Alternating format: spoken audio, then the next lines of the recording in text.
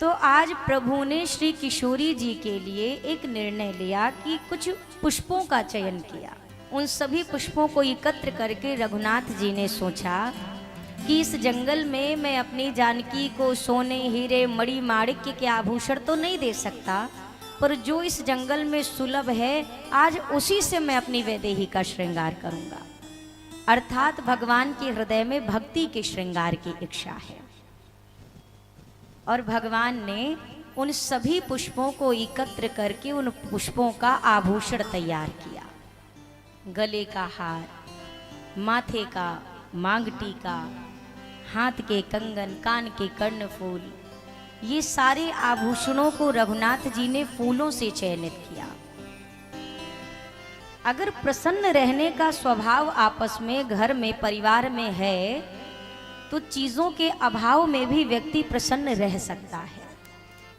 और अगर प्रसन्न रहने का स्वभाव ही नहीं है तो सोने चांदी, अच्छे कपड़े, वस्त्र इत्यादि भी आपको प्रसन्नता नहीं दे सकते हैं।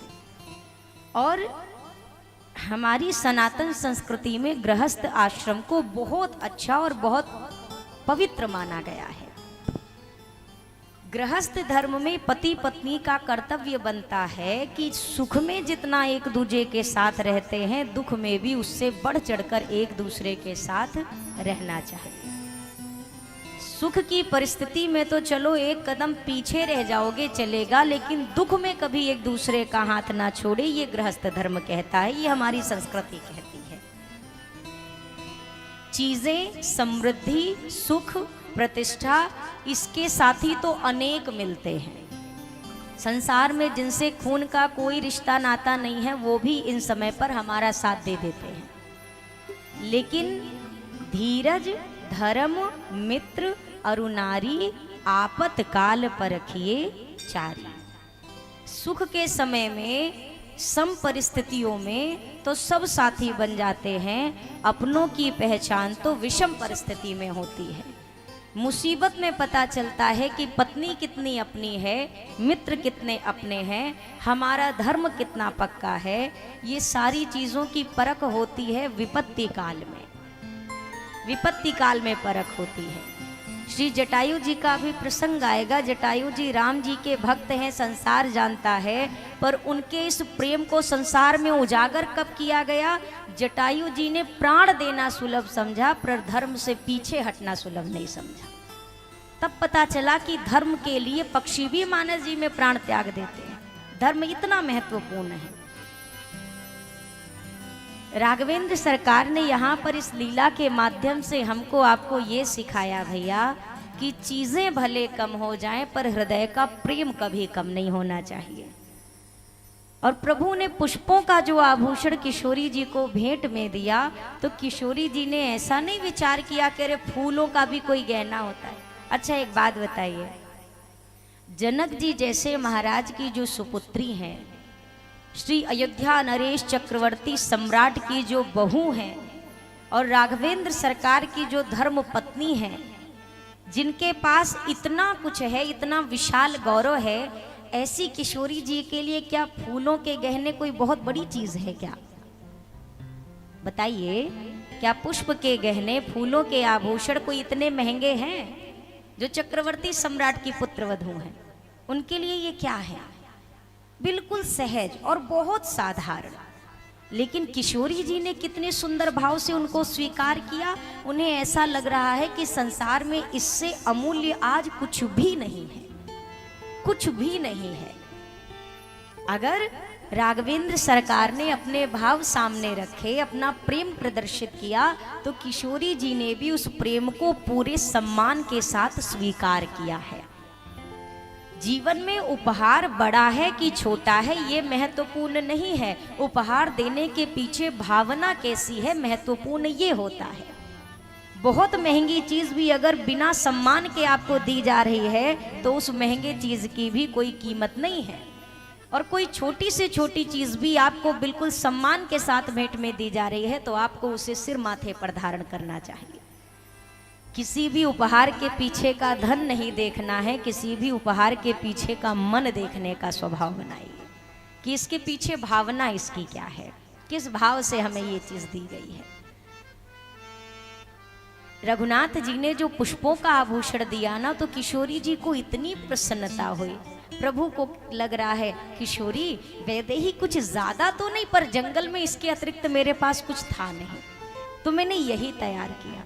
किशोरी जी ने कहा प्रभु आज संसार के महंगे से महंगे आभूषण भी, स्वर्ग के भी मणि माणिक की इसकी तुलना नहीं कर सकते। किशोरी जी ने इतने आनंद के साथ, राम जी भेंट दे रहे थे, किशोरी जी ने कहा जब आभूषण आपने तैयार किया है तो फिर आप ही इसको धारण करा दीजिए। तो राम जी ने अपने हाथ से किशोरी जी को वो आभूषण धारण करवाए हैं। सीता ही पहिराए प्रभु सादर, अपने हाथों से पहनाया। और तदुपरांत किशोरी जी के अंक में श्री रघुनाथ जी शीश रखकर विश्राम कर रहे थे। जब देवताओं ने यह दिव्य श्रृंगार लीला देखी तो सारे देवता आकाश में स्थित होकर के पुष्प बरसाने लगे, क्योंकि राम जी की ऐसी श्रृंगार लीला का दर्शन बहुत कम होता है। यहाँ पर सिर्फ हुआ, फिर नहीं हुआ कहीं पर भी। आज जब भक्ति और भगवान के इस प्रेम को देखा तो देवता आकाश से पुष्प बरसा रहे थे, पर उन्हीं देवों की लाइन में, पंक्ति में देवराज इंद्र का बेटा था और नाम है जयंत।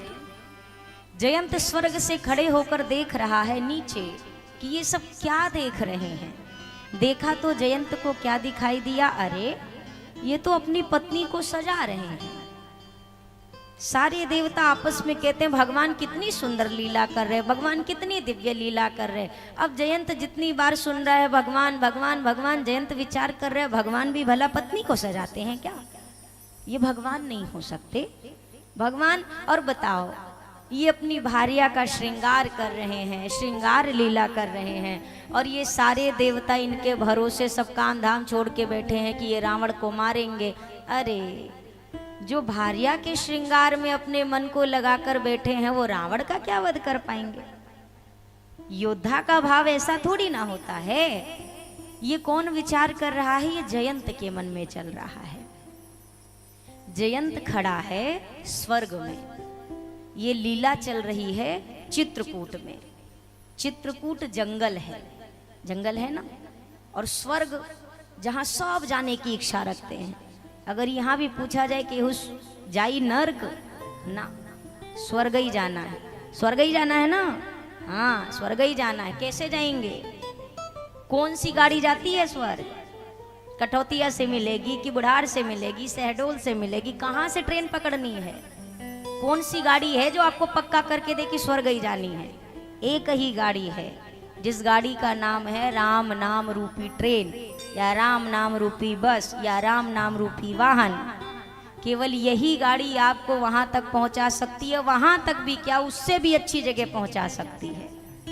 स्वर्ग का तो सिस्टम ये है भैया कि स्वर्ग में आप अपने पुण्यों के फलस्वरूप जाते हैं। मतलब धरती पर जो पुण्य इकट्ठे होते हैं तो उन पुण्य के फलस्वरूप व्यक्ति स्वर्ग जाता है, और जब पुण्यों का खाता खत्म हो जाता है तो फिर धड़ाम से धरती पे आता है। जैसे आप अपने जेब में 1 लाख 2 लाख 3 लाख रुपए लेके जाओ विदेश घूमने, तो कब तक घूमेंगे? अरे पूछ रहे हैं कब तक घूमेंगे? जब तक पैसा है, और जैसे पैसा खत्म हुआ तो धड़ाम से लौट करके अपने घर आना पड़ेगा कि नहीं आना पड़ेगा? तो यही स्वर्ग का सिस्टम है। पुण्य जब तक होगा तब तक स्वर्ग के सुख का भोग करेंगे, पुण्य समाप्त होते ही धरती पर फिर से आना पड़ेगा, और फिर 84 लाख में से जो देह लायक कर्म किए होंगे वो देह की प्राप्ति होगी। पर भजन क्या करता है, भक्ति क्या करती है? तो भक्ति हमको भगवान से मिलाती है। भक्ति ना स्वर्ग ले जाती है ना नर्क ले जाती है।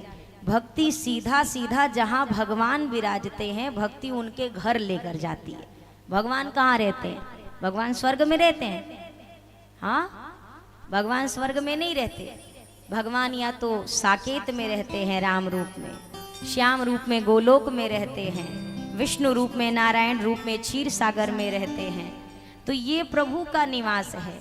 तो जो भगवान का भजन करता है, जो भगवान की भक्ति करता है, तो भक्ति स्वर्ग नर्क से परे भगवान के पास ले जाती है। जो इस कथा को सुनेगा गाएगा, गोस्वामी जी ने क्या कहा कि सुर दुर्लभ सुख करी जग माही, और अंत काल रघुपतिपुर जाही। ये नहीं लिखा गोस्वामी जी की स्वर्ग जाएगा, कहाँ जाएगा? तो राम जी के धाम जाएगा। जयंत स्वर्ग में खड़ा है, स्वर्ग भोग की नगरी है, चित्रकूट योग की नगरी है। अगर भोग की जमीन पर खड़े होकर के कोई योग की नगरी में भी देखता है तो उसको वही नजर आता है जहां पर वो खड़ा है। भोग की दृष्टि से देखेंगे तो योग में भी भोग नजर आएगा, और योग की दृष्टि से अगर कोई देखे तो उसको भोग में भी योग नजर आता है।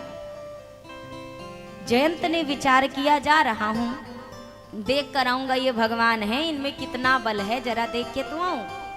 भगवान के बल की परीक्षा करने के लिए, परीक्षण करने के लिए जयंत ने कौए का वेश बनाया। क्या वेश बनाया? अब बोलो। काग का वेश धरा, और काग का वेश धर के जयंत आया रघुनाथ जी के पास। अब सोचिए, भगवान की परीक्षा लेने चला, वो भी कौआ बन के, कौआ बन के आया। गोस्वामी जी ने उदाहरण दिया कि ऐसा लग रहा है मानो चींटी ने सोचा कि आज चले समुद्र का थाह लगा के आते हैं। समुद्र कितना गहरा है ये चींटी ने विचार किया, चलो जरा लगाएं गोता और पता करके आए। चींटी रानी को समुद्र की गहराई पता चल जाएगी ना, नाप लेगी चींटी। गोस्वामी जी कहना चाहते हैं, अरे समुद्र के किनारे की रेत तक की उसको थाह नहीं मिलेगी जो समुद्र की थाह पाने जा रही है। यही हाल जयंत का है। जयंत आया, जयंत ने क्या किया? तो किशोरी जी के चरणों में जयंत ने चोंच से प्रहार किया, जोर से चोंच मारी, और चोंच मार करके भाग गया। सीता चरण चोंच हति भागा, प्रहार करके चरणों में और भाग गया, वृक्ष पर बैठ गया। किंतु किशोरी जी ने नहीं बताया कि प्रभु जयंत ने मेरे पांव में, मेरे चरणों में चोट से प्रहार किया, मुझे चोट पहुंचाई। किशोरी जी मौन रही, सोच रही हैं कि अगर मैं जरा सा विचलित हुई तो जो प्रभु अभी शयन कर रहे हैं, विश्राम कर रहे हैं, उनके विश्राम में बाधा आ जाएगी। भक्ति कभी भी अपना सुख नहीं देखती है। हम और आप सदैव सोचते हैं कि भक्ति का मतलब क्या, तो जो भजन करे हमारे दिमाग में 24 घंटे ये चलता है कि हमको क्या क्या मिल जाए। अगर हम भजन कर रहे हैं तो व्यक्ति के दिमाग में सेट है कि हमको दुख, तकलीफ, परेशानी नहीं होनी चाहिए, यही चलता है ना। कोई बहुत पूजा पाठ करने वाले के घर में अगर कोई विपत्ति आती है, कोई समस्या आ जाए, तो आदमी का पहला ये वाक्य होता है, अरे वो तो इतना पूजा पाठ करते हैं, बताओ उनके साथ ऐसा हो गया। अच्छा, ये कहाँ लिखा है कि पूजा पाठ करने वाले के साथ कुछ नहीं हो सकता है? आप कहिए, किसने? अच्छा, किसी कथा में गोस्वामी जी से ज्यादा पूजा पाठ आप करते हैं? अरे उत्तर दीजिए। गोस्वामी जी के जीवन की विपत्ति आपको पता है? कोई एक 5 वर्ष का बालक हो जिसके साथ ना माँ हो ना पिता हो, कोई अपना कहने को नहीं, यहाँ तक कि जिस गांव में रहे उस गांव में कोई ऐसा नहीं जो घर के सामने भी खड़ा होने दे, रहना नहीं, खड़े होने की अनुमति दे दे। खड़े होने तक को नहीं देते थे। एक एक रोटी के लिए गोस्वामी जी मोहताज थे। उनसे ज्यादा भजन आप करेंगे? अब आप बताइए, ये दुख नहीं है? ये दुख नहीं है क्या? लेकिन क्या गोस्वामी जी ने कभी कहा कि अरे हम इतना भजन करते हैं, हमें काहे को दुख मिल गया? दुख और भजन का आपस में कोई लेना देना नहीं है। पहले इस बात को मस्तिष्क में बिठा लीजिए। चाहे भजन करिए और चाहे ना करिए, जो प्रारब्ध है वो तो हमारे साथ आना आना है।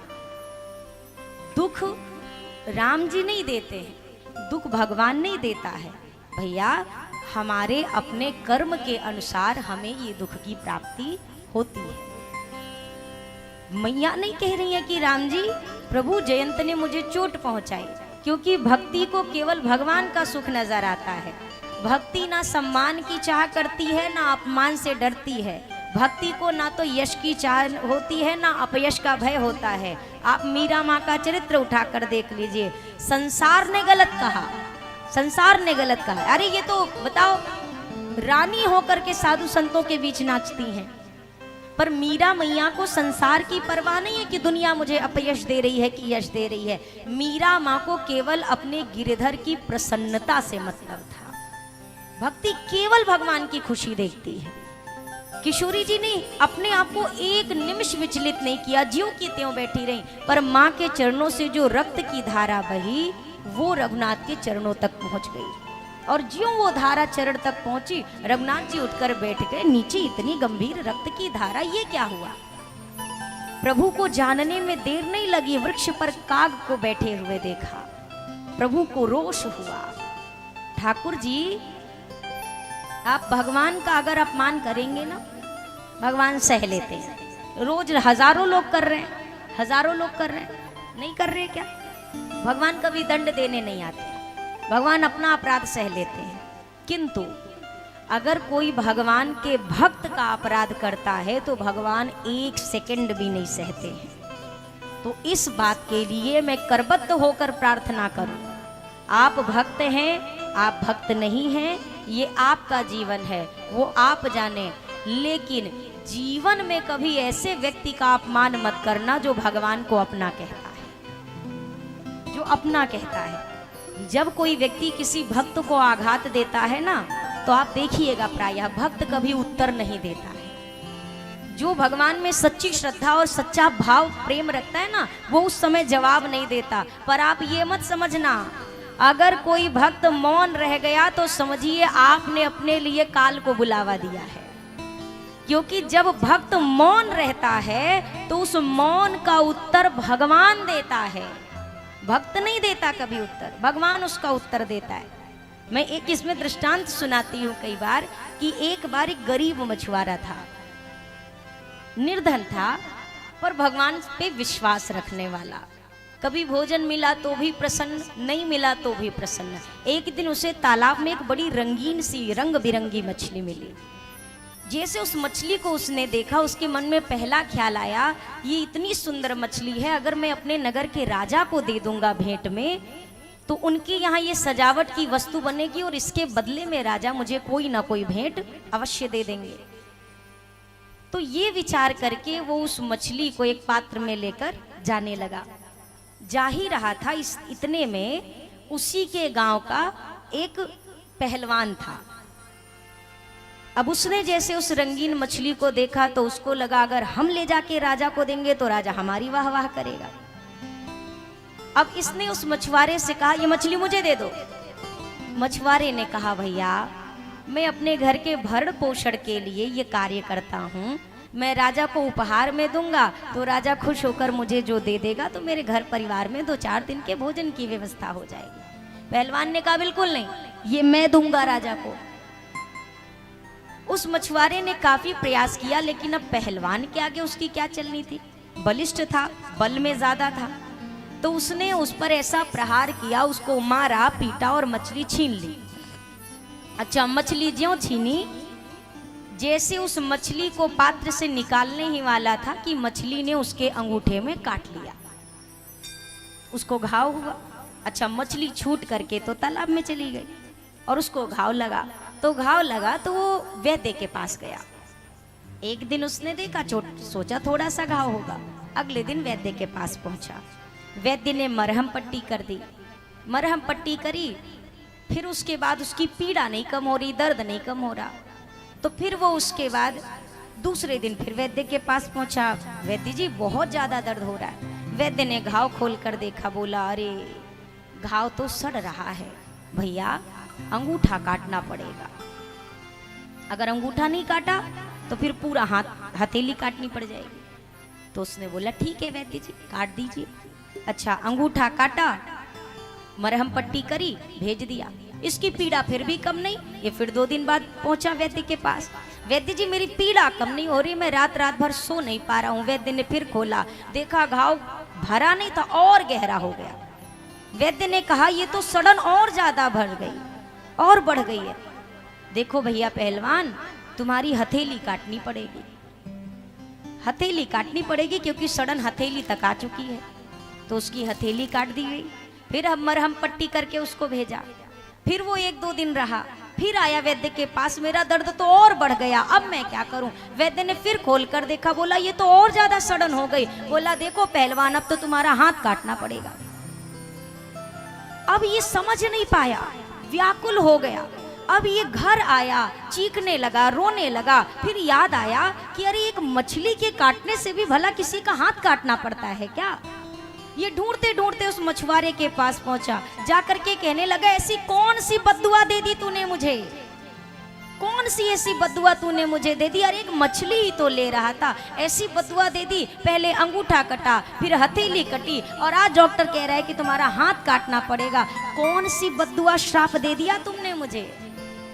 उस मछुआरे ने कहा भैया हम कौन होते किसी को श्राप या वरदान देने वाले, हम कोई भगवान थोड़ी ना तो मैंने तुम्हें श्राप दिया ना तो मैंने तुम्हें कोई बद्दुआ दी, हाँ मैंने सिर्फ इतना कहा कि प्रभु ये मुझे अपना बल दिखा रहा है, अब तुम इसको अपना बल दिखा देना। सिर्फ मैंने इतना कहा था कि इसने आज मुझे अपना बल दिखाया है, मैं तुम्हारे भरोसे हूं, तुम इसको अपना बल दिखा देना। और सोचिए वो एक वाक्य, इसने ना मारा ना पीटा ना चीखा ना चिल्लाया, भगवान पर जो निर्भर बोला तुम इसको अपना बल दिखाना, और भगवान का बल कितना था अब देख लो तुम। अब देख लो कबीरदास जी जहाँ रहते थे ना तो कहते बगल में एक वेश्या की कुटिया थी। अब कबीरदास जी राम राम राम राम करें तो अब उसको समस्या हो, उसके घर कोई आना ना चाहे, तो वेश्या ने अपने प्रेमी को बुलाकर कहा कि ये बाबा की कुटिया में आग लगा दो, ना इसकी कुटिया रहेगी ना बाबा रहेगा और ना हमारी कोई समस्या होगी। 24 घंटे राम राम राम राम राम राम, दिमाग खराब हो जाता है, कई लोग का राम राम से भी दिमाग खराब हो जाता है। तो उसने अपने प्रेमी को बुलाकर कबीरदास जी की कुटिया में आग लगवा दी। तो कबीरदास जी को क्या ही फर्क पड़ रहा था, संत के लिए तो कुटिया ही महल है और महल भी कुटिया है। अब कबीरदास जी बाहर खड़े होकर बढ़िया आराम से नजारा ले रहे हैं, ना दुख है ना चिल्ला रहे हैं ना परेशान हो रहे हैं। अब वो जो कबीरदास जी की कुटिया में आग लगी थी, देखते देखते वो कुटिया वैश्या के घर तक पहुंच गई। अब वैश्या का घर जलने लग गया। अब ये चीखने चिल्लाने लगी, अरे केवल उसकी कुटिया जलनी थी, ये मेरा घर कैसे जलने लग गया, इतनी दूर कैसे आग पहुंच गई। तो कबीरदास जी ने कहा सुनो, तुम्हारे यार ने मेरा घर जलाया था तो मेरे यार ने तुम्हारा घर जला दिया। जो अपराध भगत कर करई, राम रोष पावक सो जरई। भगवान का अपराध एक बार भगवान सह लेते हैं, पर भक्त का अपराध भगवान कभी नहीं सहते हैं, कभी नहीं सहते हैं। अगर हिरण्यकश्यप सिर्फ भगवान का अपराधी होता तो भगवान क्षमा कर देते, लेकिन हिरण्यकश्यप ने भक्त का अपराध किया तो भगवान ने कहा अब तो ये दंड का भागीदार है। आज भक्ति पर प्रहार किया इस दुष्ट ने, मेरा बल देखना चाहता है तो अभी मैं बल दिखाता हूँ। जिस कुश के आसन पर बैठे थे सीख निकाली, एक को मोड़ा धनुष का रूप दिया, एक को ब्रह्म मंत्र से अभिमंत्रित किया और छोड़ दिया रघुनाथ ने। छोटे से उस सीख ने ब्रह्मास्त्र का रूप लिया और लग गया जयंत के पीछे। जयंत आगे आगे भाग रहा है, ब्रह्मास्त्र पीछे पीछे चल रहा है। जयंत को लगा अब तो हमारी रक्षा एक ही आदमी कर सकता है। बचवा गलती करने के बाद सबसे पहले अपने बाबूजी के लगे भागता है। जयंत भी भागा, पिताजी रक्षा करेंगे, पिताजी रक्षा करो रक्षा करो रक्षा करो। इंद्रदेव ने कहा क्या हो गया, यहीं रहो, क्या हुआ तुम्हें? अरे मर जाऊंगा आज मैं, ब्रह्मास्त्र पीछे लगा है। इंद्रदेव ने कहा अरे मेरे रहते तुम्हारा कौन सा ब्रह्मास्त्र बाल बांका कर सकता है, चिंता मत करो मैं हूं ना। पर ये ब्रह्मास्त्र छोड़ा किसने है? जयंत ने कहा वो मैंने किशोरी जी के चरणों में प्रहार किया तो राम जी ने क्रोध करके ये ब्रह्मास्त्र छोड़ा। जैसे इंद्रदेव ने सुना, इंद्रदेव ने सेवकों से कहा स्वर्ग का दरवाजा जल्दी बंद करो। जयंत को लगा बच गए, बाबूजी दरवाजा बंद करवा रहे हैं।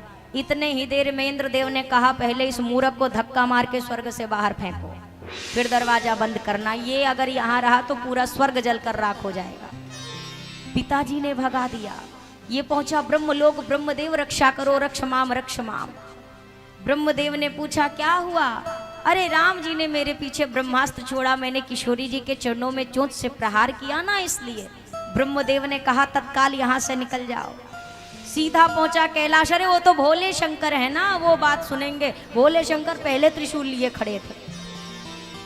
काहू बैठन कहा ना ओही, राखी को सकई राम करे द्रोही। भगवान की भक्ति का जिसने अपराध किया हो उसको कौन बैठा सकता है, कौन रख सकता है? अब जयंत भाग रहा है। इतने में नारद देखा विकल जयंता, लागी दया कोमल चेत संता। जयंत ने नारद जी को नहीं देखा, नारद जी ने जयंत को देखा। अक्सर संत की दृष्टि पड़ती है जीव पर, और एक बार दृष्टि पड़ती है तो वो रास्ता बताते हैं। जयंत को बुलाया, ओ जयंत कहाँ भाग रहे हो? जयंत ने कहा महाराज टाइम नहीं है हमारे पास खड़े होने का। अरे बता तो दो, दौड़ क्यों लगा रहे हो? बोला महाराज जानना है तो आप भी या तो संग में दौड़ो या तो हमको दौड़ने दो। मैं अगर रुका तो मर जाऊंगा, इसलिए रुकूंगा नहीं। जयंत ने कहा रुकना नहीं है मुझे। तब नारद जी बोले कि क्यों नहीं रुकना है? अरे पूरी बात तो बता।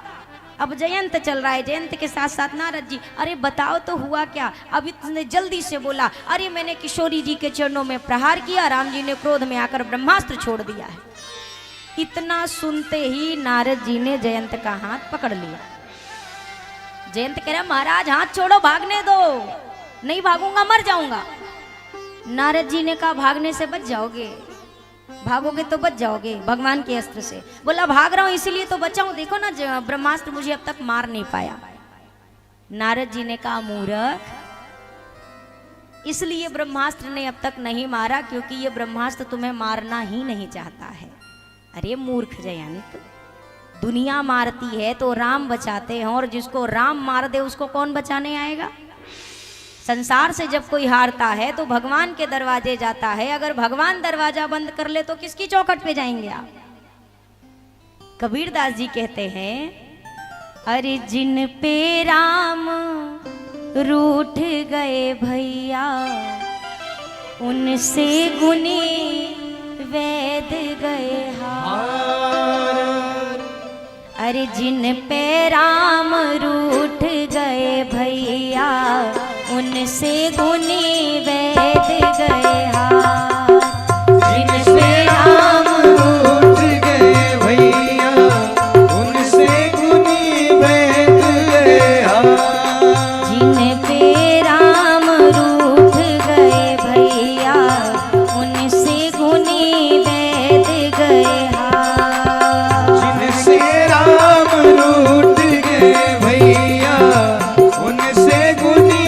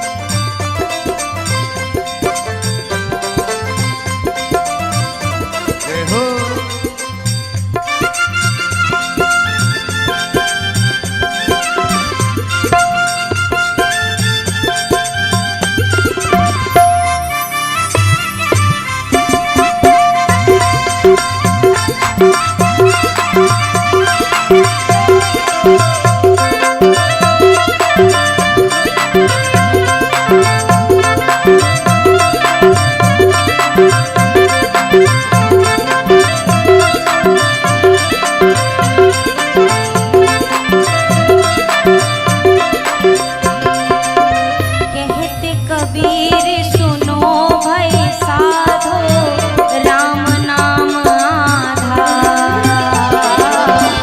राम नाम आधार,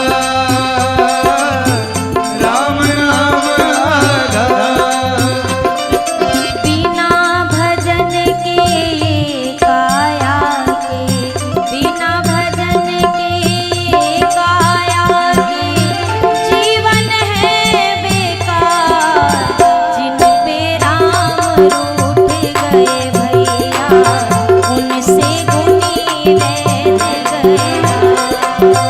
जिनसे राम रूठ गए भैया, उनसे गुनी वैद गया। हर जिनसे राम रूठ गए भैया, उनसे गुनी वैद गया। जिनसे राम रूठ गए भैया, उनसे गुनी वैद गया। जिनसे राम रूठ गए भैया, उनसे गुनी वैद गया। जिनसे राम रूठ गए भैया, उनसे गुनी वैद गया। जिनसे राम रूठ गए भैया, उनसे गुनी वैद गया। जिनसे राम रूठ गए भैया, उनसे गुनी वैद गया। अरे जब यमराजा के हैं सिपाही, जब यमराजा के हैं सिपाही, अरे क्या करे धन आशा। अरे जिन पे राम रूठ गए भैया, उनसे गुनी वैद गया। नारद जी ने कहा, जयंत पूरे जीवन पर्यंत भी अगर भागते रहोगे ना, तो भागने से तुम बचने वाले नहीं हो। जयंत ने कहा, मैं भाग रहा हूं, इसीलिए तो ये ब्रह्मास्त्र अब तक मुझे पकड़ नहीं पाया है। एक अंगुल की दूरी तब से ही बनी हुई है, मैं इतना तेज भाग रहा हूं। नारद जी ने कहा, मूर्ख, ये जो एक अंगुल की दूरी बची है, जानता है क्यों बची है? क्योंकि राम जी ने तो तेरा अपराध ले लिया है, पर किशोरी जी ने तेरा अपराध नहीं स्वीकारा है। वो अभी भी तुझ पर ना रुष्ट है, ना तुझे दोषी मान रही है। इस कारण ये एक अंगुल की दूरी है, और तुझे लग रहा है तू भागने से बचा है। जयंत ने कहा, तो अब मैं क्या करूं? भागूंगा तभी तो जीवित रहूंगा, क्या करूं? भागने के अलावा कोई रास्ता नहीं है। नारद जी ने कहा, रास्ता है, भागना है तो सही जगह भागो। भाग तो रहे हो, दौड़ तो रहे हो, पर गलत दिशा में दौड़ रहे हो, और गलत दिशा में दौड़ने के कारण जीवन भर भी दौड़ते रहोगे, पर इस ब्रह्मास्त्र से मुक्त होने वाले नहीं हो। तो कहाँ दौड़ूं? बोला, जिनका अपराध किया है उनकी तरफ दौड़ो। मतलब ये कि राम जी के शरण में जाओ। राम जी अगर तुम्हें क्षमा कर दें, किशोरी जी से क्षमा मांगो, अगर उन्होंने तुम्हें क्षमा कर दिया तो बस तुम्हारा जीवन फिर बच गया। जयंत ने कहा, गलती करी है, और गलती करके फिर उनके पास जाऊंगा तो वो गुस्सा नहीं करेंगे। नारद जी ने कहा, यही तो अंतर है इंसान में और भगवान में। वो दोषी होने के बाद भी दोष को नहीं स्वीकार करते, और दुनिया वाले बेगुनाह को भी सजा दे देते हैं कई बार। एक बार जाके तो देखो। नारद जी के कहने पर जयंत पहुंचा, और प्रभु के चरणों में जाकर अपने मस्तक को जयंत ने रख दिया। मही जा तब चौक पड़ी छन में, कवि भैरव चोची गड़ा चरणों में। सब लोग सशोक जयंत फिरा, न मिला अवलंब गिरा चरणों में। नाथ क्षमा इसको करिए, इसका सिर पुष्प चढ़ा चरणों में। मेरी माँ अपना दुख भूल गई, शरणागत काग पड़ा चरणों में। जैसे किशोरी जी ने देखा जयंत प्रभु के चरणों में है, आंखों से अश्रु बहा रहा है। किशोरी जी ने जयंत की ओर देखा, और एक बार जब भक्ति किसी की ओर देख लेती है भैया, तो भगवान फिर उस पर कभी क्रोध नहीं कर पाते। किशोरी जी ने कहा प्रभु गलती कर दिया, पर बच्चा तो अपना ही है ना। अपना बच्चा कभी कभी माँ का दुग्ध पान करते हुए माँ को ही चोट पहुँचा देता है, तो माँ ऐसा थोड़ी ना कि फिर उसे भूखा रखने लगती, वो तो 1000 बार उस कष्ट को सह लेती है। तो एक बार इससे अपराध हो गया तो हो गया, इसको क्षमा कर दीजिए। यही कारण है भैया, अगर एक बार को राम जी तक भी ना पहुंच पाइए ना, तो हम कहेंगे भी नहीं मत पहुंच पाइए। किशोरी जी का आंचल पकड़ लीजिए। जो बच्चा माँ का आंचल पकड़ना सीख जाता है, वो अपने बाबूजी से संसार का सारा काम निकलवा सकता है। ये बात याद रखिएगा। और अक्सर घर में भी बच्चे होते हैं ना, डायरेक्ट बाबूजी से बात नहीं होती है, पहला इन्फॉर्मेशन मैया जी के पास जाता है। कुछ चाहिए तो माँ के पास पहले जाएंगे, फिर माँ को कहो ना पापा से। अब माँ हम नहीं कहेंगे। बच्चे के सामने तो 20 बार कहेगी ना हम नहीं बोलेंगे तुम्हारे पापा, ना हम पर गुस्सा करेंगे। पर जैसे एकांत में देखेगी ना, धीरे से कहेगी आज ना बेटा कह रहा था उसको ये चाहिए, दिला दो। ये माँ होती है। ये माँ बाबा बाबा सब कहे, माई कहे ना कोई, पर बाबा के दरबार में जो माई कहे सो हो। सारी दुनिया भले ऐसा लगे कि एक निगाह से कांपती है, पर गृह मंत्री होता है, उसके आगे फिर किसी की ना चलती है। और यहाँ तो सब अनुभवी लोग बैठे हैं, क्या ही ज्यादा बोलना है।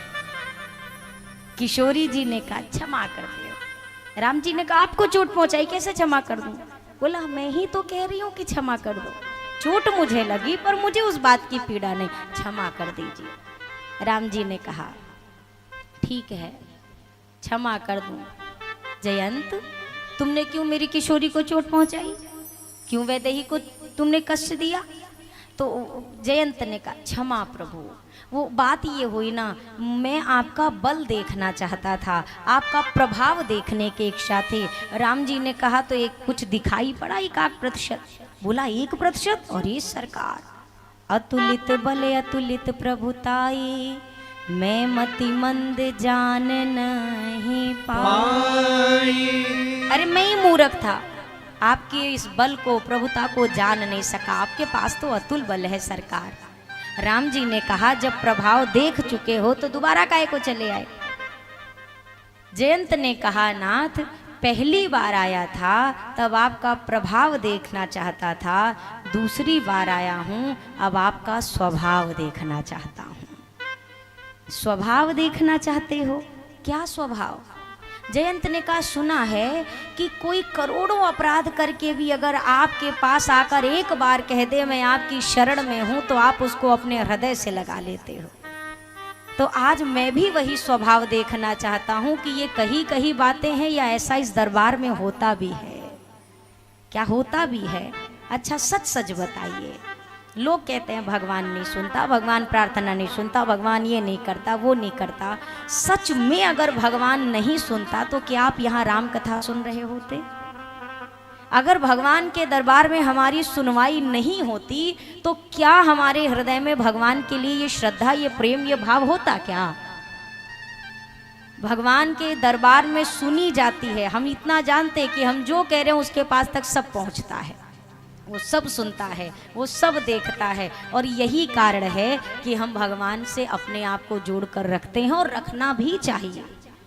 हम कहते हैं कोई तो एक ऐसा दरवाजा हो जहां आदमी सब कुछ सच सच कह दे, कोई तो एक ऐसी चौखट हो जहां आदमी अपना सारा अच्छा भी बता सके, जहां बुरा भी बता सके। संसार में सारे रिश्ते ऐसे नहीं है जिनसे आप सब बता सको।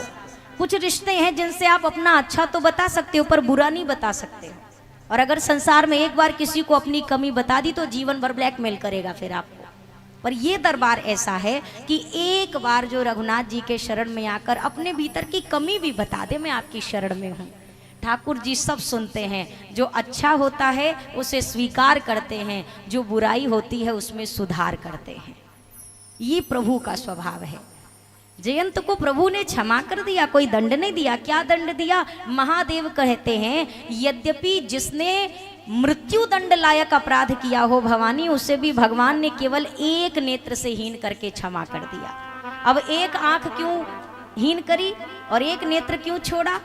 तो ठाकुर जी ने मानो जयंत को संकेत दिया, तुमने दो निगाह से देखा तो तुम्हें ऐसा लगा कि मैं और किशोरी दो हैं, एक नेत्र तुम्हें दे रहा हूं, अर्थात ये जानना कि मैं और किशोरी दो नहीं हैं, आज से एक नजर से हम दोनों को देखना।